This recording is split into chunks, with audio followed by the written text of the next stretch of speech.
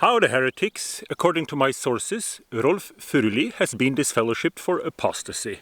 And that's kind of a big deal because he's been like the only scholar that supported Watchtower. I'm pretty sure he's been the only scholar. And if you would search his name, Rolf Furuli, on jw.org's library, you won't find anything.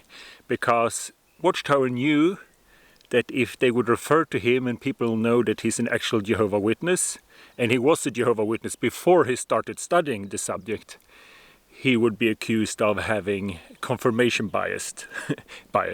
So, well, that makes sense. But he himself and witnesses in Norway in general always knew that when they talk about someone that support Watchtower's claim, it's been Rolf. So it's basically a big deal that he's been disfellowshipped, and he wrote a book that's called My Beloved Religion and the Governing Body. And obviously he would be kicked out. And in the XJW community, this has been a big thing. So a lot of people have made stories about this, and the funny thing, they cannot pronounce his name, and that's okay because they're not Norwegian. But I actually got messages from angry Americans telling me that I cannot pronounce his name. And well, I'm not a scholar, but I do know a little about Norwegian names, so that's why I climbed all the way up here. You see those trees in the background here? They're in English called Scotch pine, but in Norwegian they're called furu. And the hillside you see here, a hillside like that in Norwegian is referred to as li. So this is a li with Scotch pine. So the name could be, if I wanted to give this place a name, Furuli. So according to Norwegian tradition, quite often when you started your own homestead, you gave them a name like that. Scotch pine hillside. But then you use the same name as a name for your family. So that would be Furuli. I saw Telltale Atheist. He made a piece about him and he called him Furoli. Sounds Italian, Furoli. Tutti colore, pizza con fulori. But the name is Furuli. Thank you very much. So, but I could tell you some stories about him. He was a circuit overseer and district overseer until 1975. And a lot of people stopped with a lot of service privileges after 1975. A lot of them claimed it was health related. Probably true, but it was a suspicious big amount of people having health problem in 1976. But anyway, I didn't grow up in Norway, but kids that grew up in the truth in Norway, they say they were looking forward to his speech because he was a good speaker.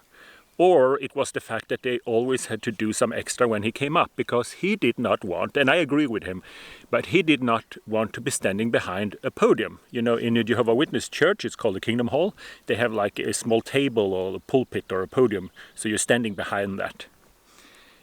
When you're a young boy, it feels safe to hide behind something, but he wanted just to be standing kind of only him and the microphone, talk to the audience. So every time he went up, they had to move it away. Maybe that's what the kids thought was funny.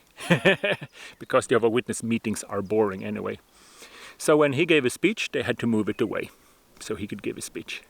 But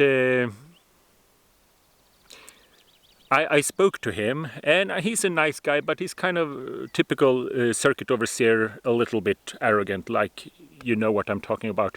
Like he said I asked him about a few doctrines because he still believed in the mythology. He believed that there's a pink panther with 7 heads and 10 horns with a hooker on top that's going to tell the UN to talk to the King of the North and King of the South and God of all of that. He believes all of that. So I had to ask him about, you know, stuff like overlapping generation. You really believe that?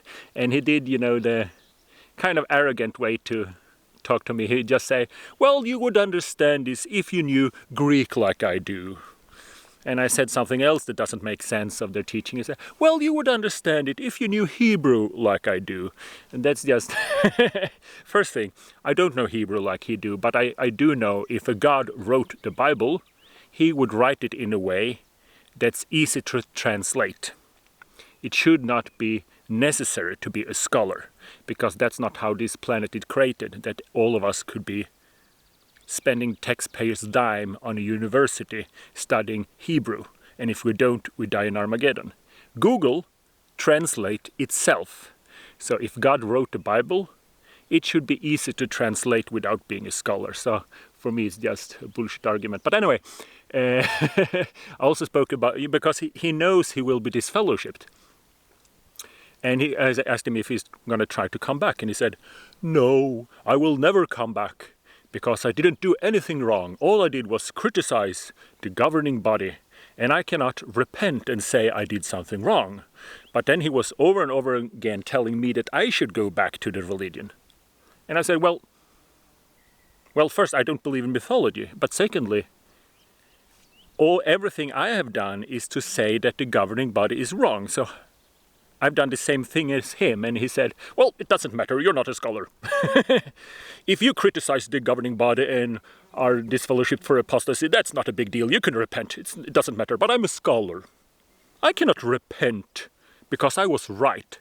So when I criticize the governing body, I'm not right. When he criticized the governing body, he's right because he speaks Hebrew. Well, I speak Russian.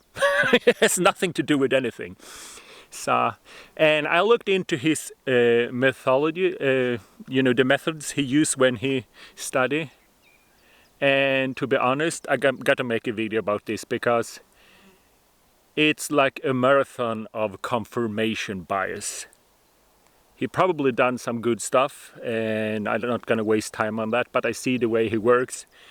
It's a lot of confirmation bias. So, now anyway, this is not to trash him as a person. I respect the fact that he's leaving the cult just to speak up against 8 imperfect men in Brooklyn that believe that we should do whatever they tell us, even if it doesn't make any sense. And even if they are not inspired by God. So they are not inspired, but we have to do what they tell us. They might be wrong, but we will be punished if we speak out against them. That sounds like an evil cult to me. So I respect him for speaking out and knowing he will be kicked out. He's probably going through some rough times.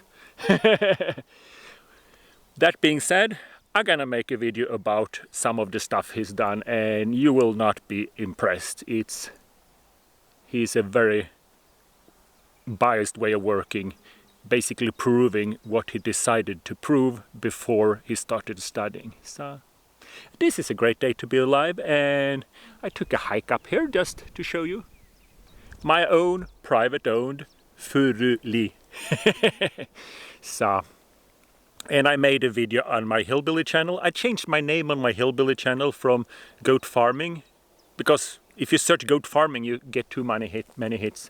So I changed it to Norwegian hillbilly, but I'll leave the link in description. But I made some videos on both channels because I can't, there's kind of a limitation how many goats I can push into my apostasy channel without YouTube being confused. So now this is a great day to be alive. I hope you like this video. I hope you are among my 144,000 subscribers. I hope you're offended if you're the governing body or Rolf Furuli, because I paid a high price to be able to say what I mean. So hope you liked it. See you in paradise.